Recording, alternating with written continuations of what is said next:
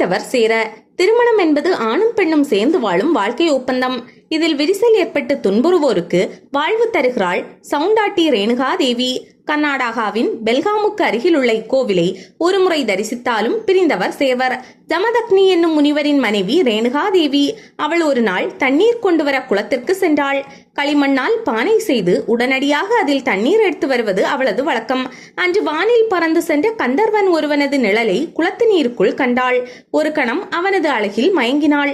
அதன் பின் பச்சை மண்ணில் பானை செய்யும் சக்தி அவளுக்கு இல்லாமல் போனது. கணவரான ஜமதக்னி முனிவர் ஞான திருஷ்டியால் குளத்தில் நடந்ததை உணர்ந்தார்.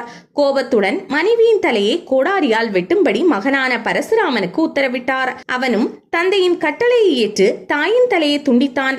அதற்கு ஈடாக வரமளிப்பதாக ஜமதக்னி முனிவர் வாக்கு கொடுத்தார். வரத்தின் பலத்தால் பரசுராமன் மீண்டும் தாயை உயிர் பெற செய்தான். இந்த ரேணுகாதேவியே இங்கு மூலவராக இருக்கிறாள். பொம்மப்ப நாயக்கர் என்னும் மன்னர் 1514 இங்குள்ள சித்தார்த்த பர்வத குன்றில் கோயில் கட்டினார். சாளுக்கிய ராஷ்டிரகூடர்களின் கட்டிடப்பாணியில் கோயில் அமைக்கப்பட்டுள்ளது. கருவறையில் அம்மனின் வெட்டப்பட்ட தலை மட்டுமே உள்ளது.